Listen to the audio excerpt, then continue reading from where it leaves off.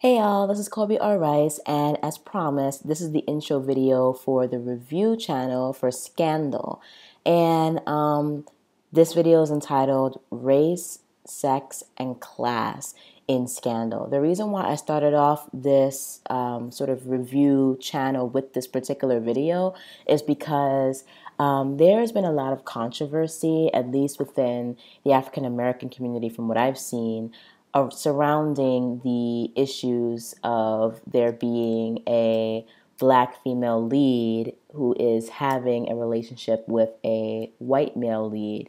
And I just wanted to address all the various issues, economic, sociological, ethnic, etc., that I feel are playing a role in this series. And I'm also going to explain why I feel as though people are being a little bit too sensitive in regard to the way that the two leads are set up with one another, but also in contention with one another. I'm going to put my glasses back on. I'm trying to keep the glare out, but obviously that's not really working. As you can see, there's sort of like a computer glare around my glasses. So I'll try to move around. Anyway, so first and foremost, Scandal is incredibly popular as a show, and not just with African Americans. Let me just disabuse all of you of the notion that this is a black show. And even if it were a black show, that's not a problem. There's nothing wrong with having programming that is targeted towards certain demographics, whether that demographic be age, sex, ethnicity, sexual orientation, citizenship, what have you. There's nothing wrong with that. But I think a lot of people use the fact that they think this is a black show to devalue the quality of Scandal, which I feel is fallacious on many different levels. That might be a slightly separate issue, but I'll get into that. So let's just put out there, this is not just a black show. People of all different backgrounds, walks of life, all different races enjoy Scandal. Now, I don't necessarily think that it's false to say that this is that the demographics that are attracted to this show are very strongly female. And that's to be expected because the show itself is a little bit soapy. There's nothing wrong with that. It does have a very strong, gorgeous, brilliant female lead. And generally, women are attracted to the kinds of leads that we want to see. They're essentially the epitome of a sort of modern femininity and a modern sensibility that we have as women, especially women who are educated, who are in the workplace, who have complicated relationships with her colleagues as well as her superiors, etc., etc. So let's just get that clear. Scandal attracts millions of viewers from all different backgrounds, and it is a very popular show. And I hear a lot of people basically trying to throw a lot of mud on it because they feel like it's a chick show or because they falsely believe that it's a black show or what have you. And I don't want to say that people's opinions are not valid. Your opinion and what you think about Scandal is completely valid. But I am, having been trained as a sociologist and as a researcher and a statistician to a certain degree, I'm about data. I'm about evidencing your claims with some kind of fact, some kind of, evidence, obviously. And I don't like, in general, when people make generalizations based on nothing, based on just their opinion. And that's not to say that your opinion is not important, but your opinion is far more interesting and far more compelling when it's contestable and it's backed up by facts, concrete examples, evidence, so on and so forth. Okay, so that's one thing I want to get clear. And I think that first issue covers a broad understanding of how people see race, sex, and class and power when it comes to not only characters in fiction, but how these characters in fiction attract live audiences. So that's one thing that I want to get out the way. But the main thing that I wanted to talk about in this video is a particular demographic of men who are very, very upset, and some women too, not just men, but men who are very, very upset at the fact that the lead is a African American female and that she is having a relationship with the president of the United States, who is a white male. Now, some people, I feel, some people's opinions on this, I feel, are more legitimate than others. For example, some people say, oh, well, I'm not going to watch a show that glorifies adultery and sin, etc. Because many people just don't like the fact that the main character is a mistress, because the president of the United States is married to a woman, a white woman, who is very accomplished herself, is very intelligent, but has had to put her legal and political career aside to help her husband ascend to the presidency. So, through a very long, dramatic, compelling, very crazy, twisty-turny story that we've seen in seasons 1 and 2, the president and the main character of Scandal, Olivia Pope, end up having an affair. Now, again, as I was saying, some individuals really don't like the fact that this series is glorifying adultery. Fine. I have a couple thoughts on that. I understand where they're coming from, but that's a whole separate issue. The other demographic is really upset, mainly because there's a black woman screwing a white guy. And in terms of interracial dating, interracial marriage, interracial sex, those kinds of things, I completely understand how people historically tend to be really upset at seeing these kinds of things. I sort of understand it logically. I don't really understand it intellectually, because we are in 2013, and that's not to say that we have to forget our history per se, but I think that the way that we process certain issues is certainly more evolved nowadays than we did back in maybe like the pretty much since slavery all the way up until like the 60s, 70s, and 80s. And so I just I wanted to talk about that aspect of it. I've heard many men essentially refuse to watch the show because they believe that women are attracted to the show just because there's a black woman screwing a white guy. And the thing that I don't really understand is, why don't these particular individuals just take responsibility for the fact that they just don't want to see that? If you actually watch the show, you realize that it's not just episode after episode of, these two individuals screwing each other. Obviously, I mean, who wants to see that in general? I don't care, like, if they're black, white, green, it doesn't matter. Like, I need a plot. I need something that's going to be engaging. I need something that's fresh and new. And I don't understand why this particular demographic, I'm going to keep referring to you guys as that, assume that black women in particular are attracted to the show because we are living some kind of, fantasy life through Olivia Pope, and we somehow we believe that, the white man's ice is colder, as some people might say. And that's not the case. The show is just generally well written. I mean, if you give the show a chance, which hopefully all of you will at some point, it's a very compelling show, at least for seasons 1 and 2. Season 3 is a little bit kind of screwy right now, and you'll see my thoughts on that in the next video that I'm going to post. But, I mean, it had me from the get-go. I mean, Olivia Pope in general is a really on point, like I said, brilliant, just very powerful woman, and she's just badass. And a lot of her adventures, even though she is having this really torrid affair with the president, a lot of her adventures revolve around the fact that she is, one, trying to help out her clients, because her main job is that she's a fixer of people's scandals and triflingness. So she's trying to do that. And each one of these particular clients' situations is very unique and very interesting. And the way that clients, at least the way that the clients in season 1 were developed, they were developed very fully as characters. They were very three-dimensional, at least to me. They had their own goals, their own motivations.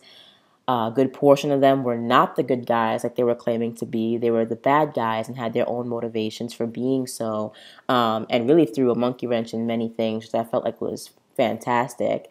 And in a lot of ways, season one followed a very typical um, paradigm, as you'll see with many dramas that are aired on network television. A lot of them, especially if they're procedurals, because this is a Scandal is essentially a procedural. At least it was when it was in season one. It's sort of like a procedural slash serialized kind of drama, and most procedurals generally tend to fall within the legal area, medical, or police procedural. And I guess for all intents and purposes, Scandal is a legal procedural. But the way that the writers put the twist on that specific genre of procedural, I think, was brilliant in and of itself. Olivia Pope, at least her profession, is based on a real live African-American woman who's very good at what she does in terms of fixing these scandals.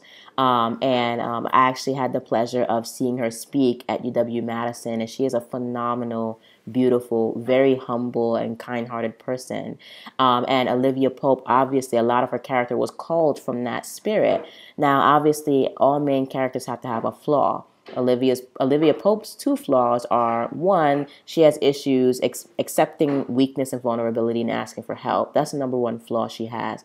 The second is that she is in love with the wrong man, or in love with the wrong man, in love with the right man at the wrong time. Let's put it that way.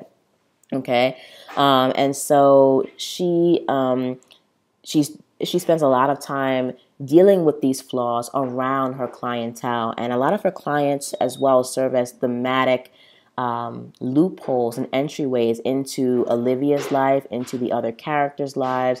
And I think that boiling the show down to the fact that a black woman is screwing a white man is really doing the show and its themes and the power of the metaphor a huge disservice. And I think a lot of this demographic is just using that as an excuse to not watch the show. And that's cool. You don't have to watch the show, but don't make false assumptions about a show that you've never seen, and you're not even giving it a chance. So the clients and their situations, like I was saying, very rich. I think it was very well done. Also, the characters themselves, the main characters and the supporting characters, again, are very well developed and have their own motivations, their own histories. Every single character on Olivia Pope's team brings a very special element to the group, and also has a very particular history as to why he ended up at Pope and Associates, which is her firm, essentially. And the first season is not just about Olivia, okay? It's also about Huck, who's one of the main. Actually, the first and second seasons, is about Huck, who's an ex CIA, hidden CIA assassin or what have you. It was also about Quinn, especially season one. Quinn, who was framed for a terrorist bombing. It's also about Abby, who it was a victim of domestic violence and abuse, and who is one of Olivia's stanch supporters, but is also one of the team members who is constantly in defiance of Olivia and the things that she does, because Abby has her own code. It was about David Rosen, who is I love David. He really has my heart, honestly. David Rosen is all about justice and being by the book. That is what he is about. And he is about putting the bad guys behind bars.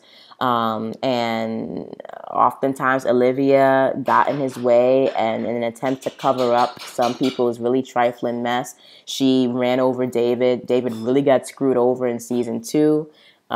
When they were trying to cover up the voting fraud that got Fitz into office. Oh yeah, by the way, obviously this is chock full of spoilers, but if you haven't seen seasons 1 and 2 already, not only are you doing yourself a disservice, but you're also crazy, because you're missing out on just some fantastic, pure, raw entertainment that is just nonstop. It's literally like candy. You can't stop.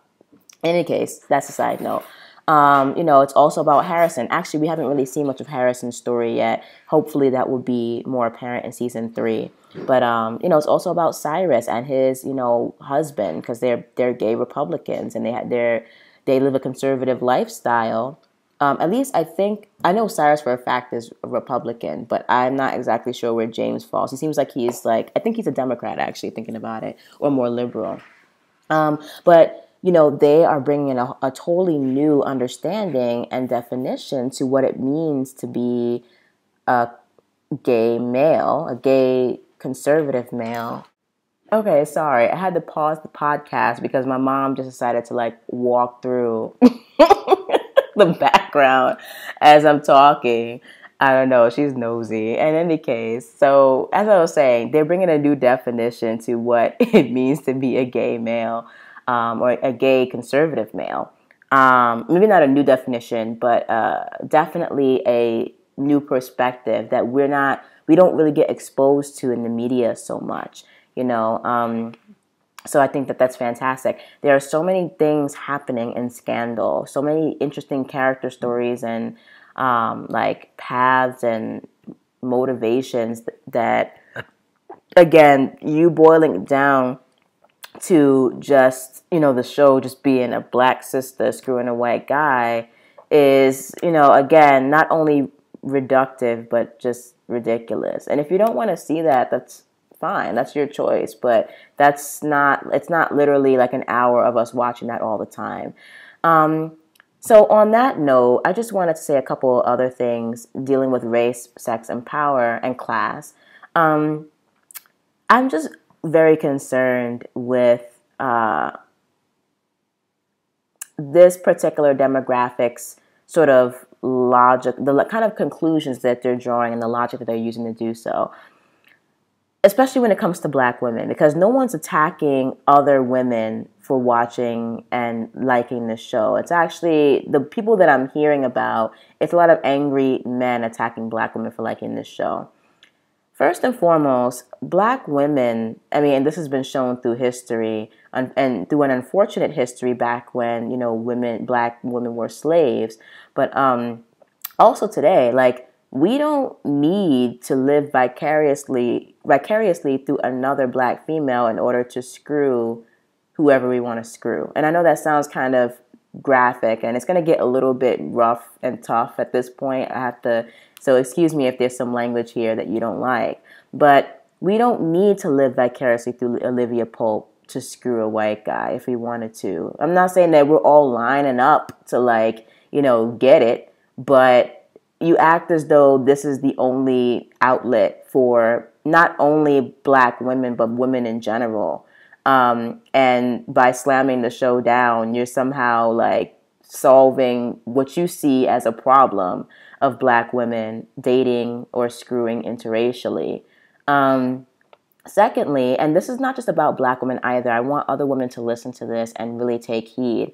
Not only do we not have to live vicariously through other women, fictional women, by the way, we also don't need your permission to screw whoever we want to screw. I know that sounds crazy to some of you, oh my gosh, they don't feel guilty for, choosing who they want to have sex with. No, because that's our decision as women, as black women, as white women, as Asian women, whatever. We are allowed to make our own choices, just like men, black men, white men, Asian men, Hispanic men. All of you guys are allowed to make your own choices in terms of who you want to date, who you want to sleep with. And I guess it really concerns me that a lot of males out here feel as though, even in fiction, that they need to go on what I call pussy patrol. Okay, the pussy police, pussy patrol, whatever you want to call it. If you don't like that word, too bad. I like that word, so I'm going to use it. Get off the pussy patrol. We already know how to control what we want to do and what we don't want to do. Again, we don't need your permission and we don't need to live vicariously, okay? I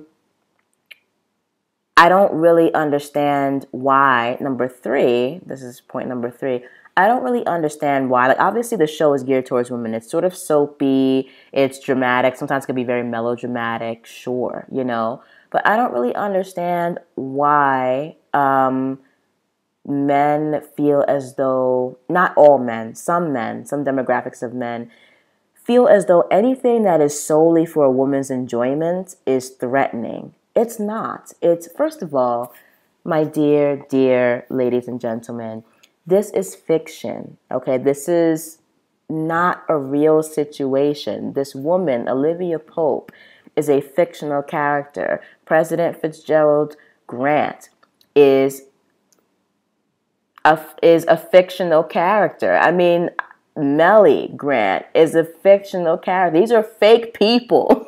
They don't exist in real life. Now, maybe they're metaphors. You know, maybe you know an Olivia Pope in your life, or a Fitz Grant, or a Melly, or a Cyrus, and that's understandable. A lot of characters are windows into that world, but we need to just really relax. It's a television show that's made for enjoyment.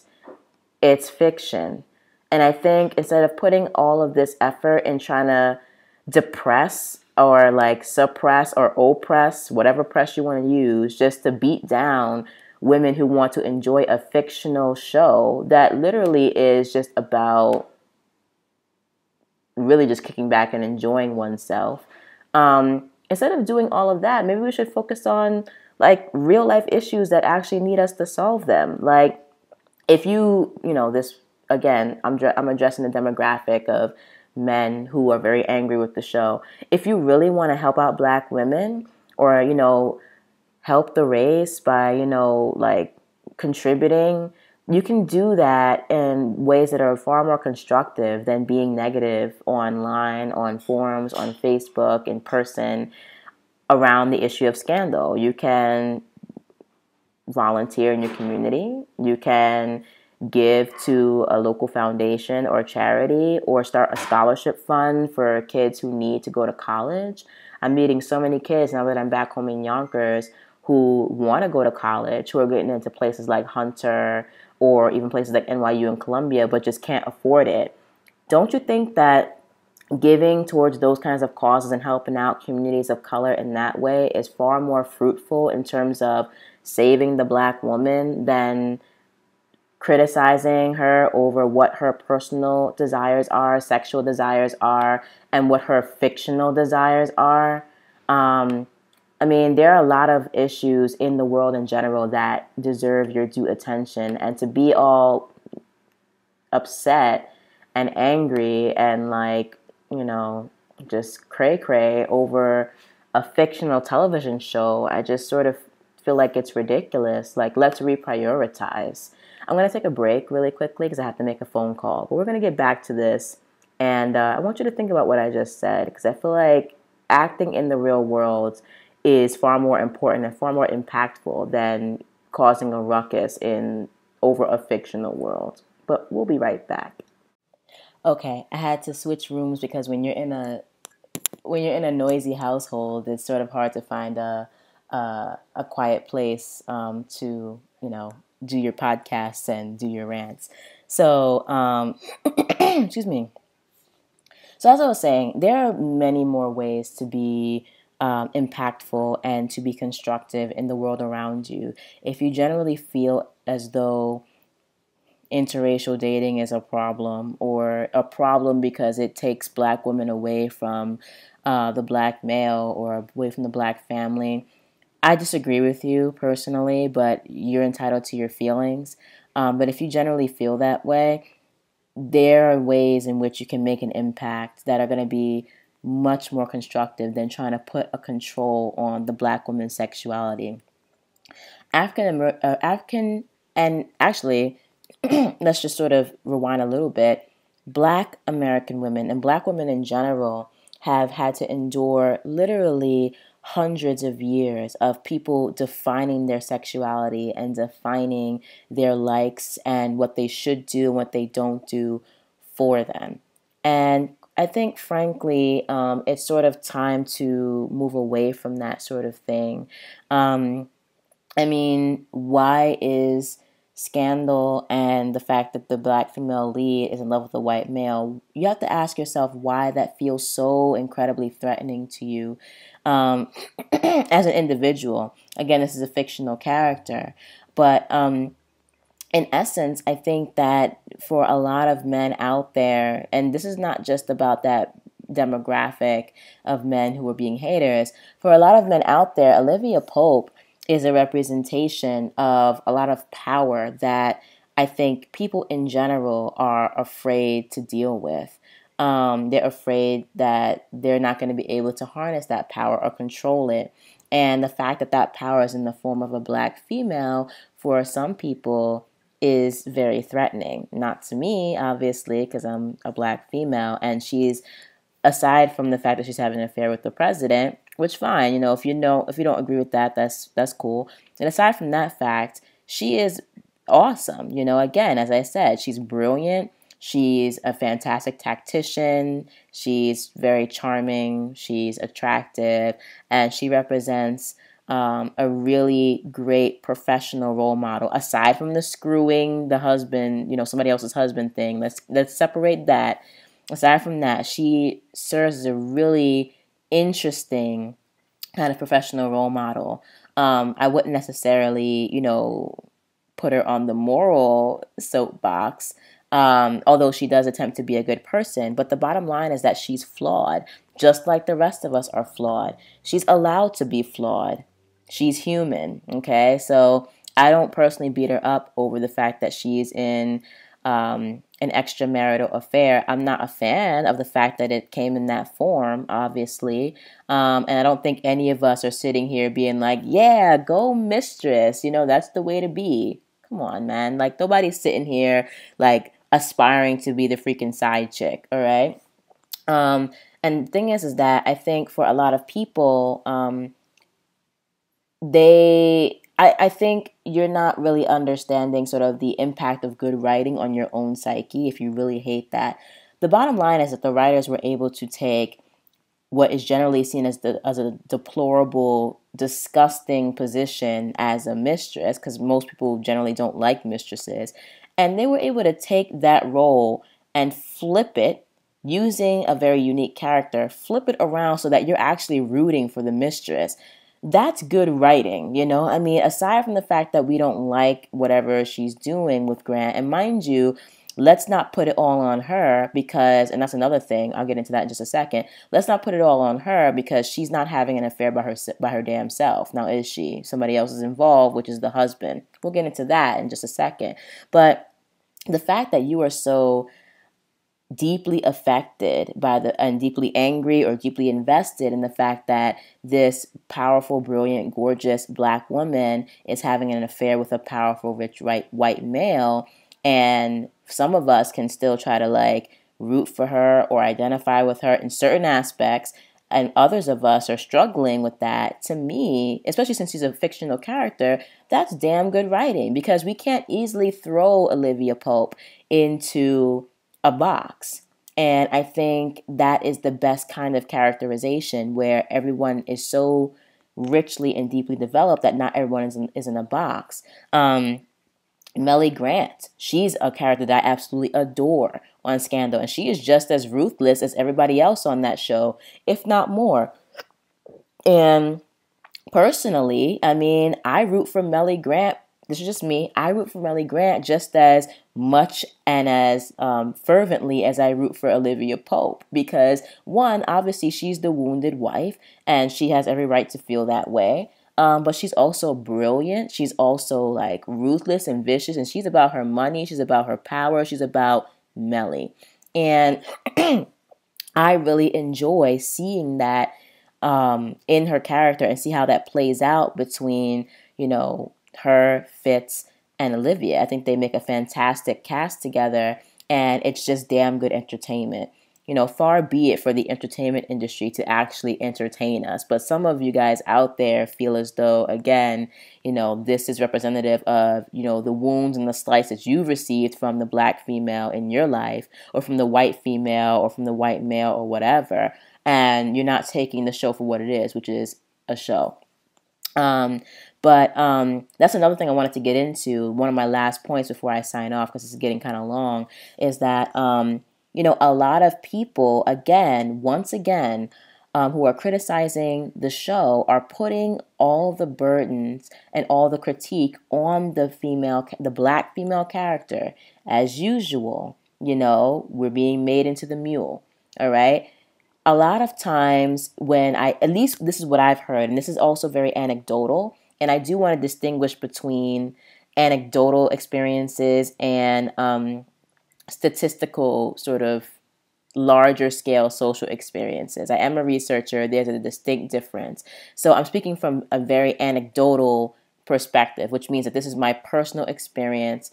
But my personal experience has been that every time I get into a conversation with a Scandal hater, or I hear people criticizing Scandal, a lot of them are criticizing Olivia Pope for having this affair, or for being the whore, or for being stupid, or for being, duped by the white male or whatever, as though no one else in that situation has any agency, as though no one else is liable, as though no one else is at fault.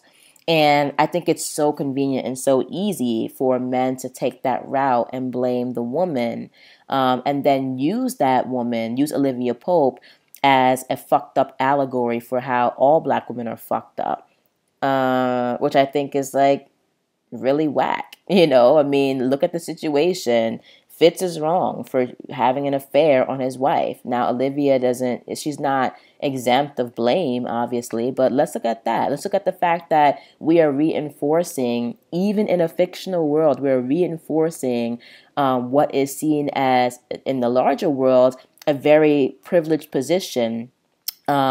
Rather, being a male is a very privileged position. Particularly being a white male is a very privileged position. And I say this not to alienate any of my audiences or to point fingers or whatever. I'm just stating a fact. Unfortunately, race, sex, class, and power, these are institutions that we are pretty much prescribed to at birth. Okay, most of us had no control over the institution into which that we were born in. Race, blackness, whiteness, poverty, affluence, all of these different classifications are institutions in our society that prescribe a certain level of agency, a certain level of opportunity, and a certain window of perspective. And by, again, putting all the burden on Olivia Pope and on, the allegorical black female, you are taking all the responsibility and you're taking all the responsibility off of the other characters in the show. You're taking the responsibility off of the institutions of privilege that we see reflected in that show. And you're only reinforcing the fact that the black woman is going to constantly be seen as the prostitute, the slut, the mammy, the Jezebel, all these different tropes, the sapphire. And I just sort of want to challenge that. I want to challenge you guys to sort of think beyond Olivia Pope as an allegorical whipping boy, because that's essentially what she's become to a lot of people in our communities who watch Scandal. She's become the whipping boy, or the person that, people tend to attack because they have their own dealings with individual black women, or their own dealings with society and society's privilege system at large, that they don't know how to translate those experiences into intellectual discourse that's actually going to change things on a concrete level.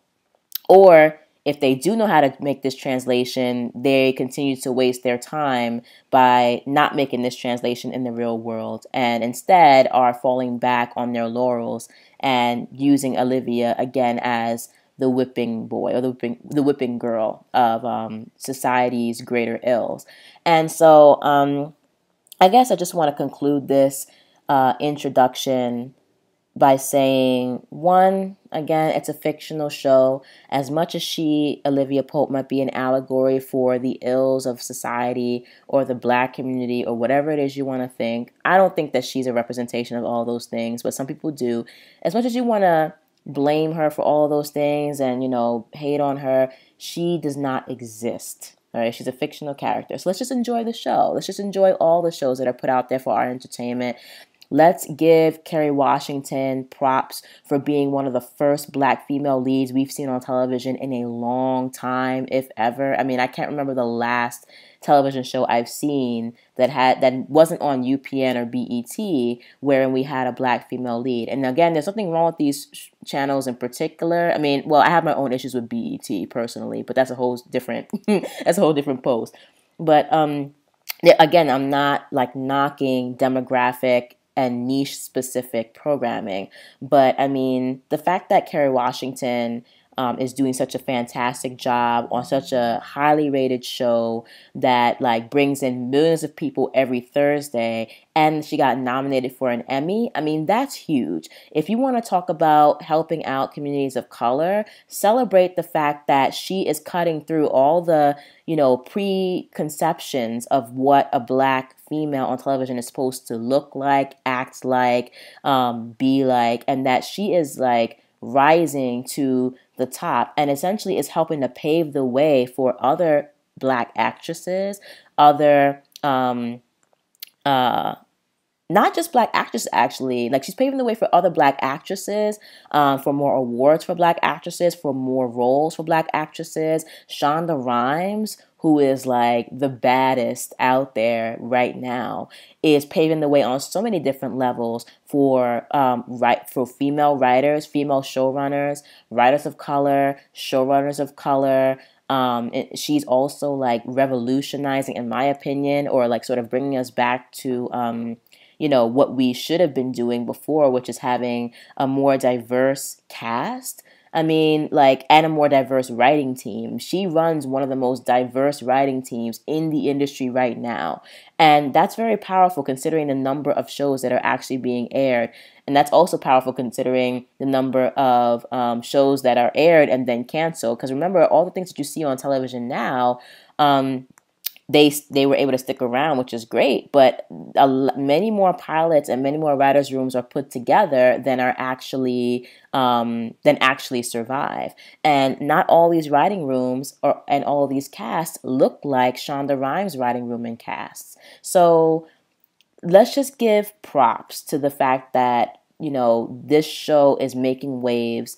It's gonna really pave the way for a better and brighter future for people of color to be able to break in to mainstream media in some really fantastic ways. So give that up as props to helping out the Black community. Stop trying to put the negativity out there. You can have your opinion. I respect your opinion, but back it up with evidence and try to see the bright side of it. There are more battles going on in the world and in communities of color that fall outside of a fictional television show and outside of policing Black sexuality and being on Pussy Patrol. So that's all I have to say on that. Peace and love to all of you guys. I know that people are going to have a lot to say about this video. Some, neutral, some positive, some very negative. So I'm prepared for it all. But feel free to leave your comments below. And in the meantime, for those of you who haven't checked out Scandal, check it out. Support it. Give your love to it and just enjoy a damn good show because that's what it's there for. All right? Peace. This is Colby R. Rice signing off. Bye.